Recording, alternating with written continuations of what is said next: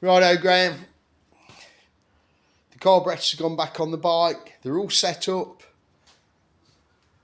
Right then. This is the bit.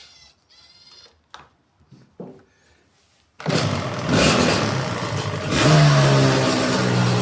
you go, look. Watch this. You pull the choke on, it richens it up. It's alright again in a minute. Push it back in the choke, look. There you go. Revving its bits off. Accelerant.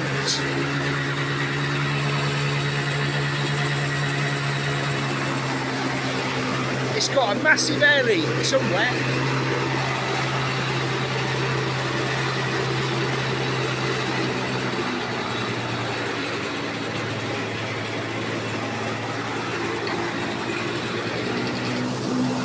Now watch again.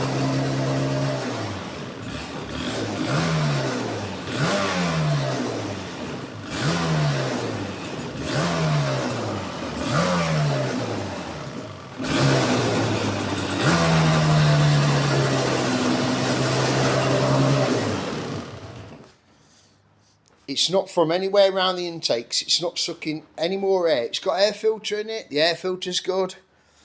What I think's happening is, I think one of the crank seals, either the rotor side or the clutch side, the seals failed and it's sucking in air. And the only way to compensate to bring the revs down is give it more fuel, which balances out the extra air. So it's getting air leak, but it's not from the top end. So the sad diagnosis is, mate, I am going to have to pull your engine apart. Whoever said they've done what they've done, they haven't done it. I can guarantee you that.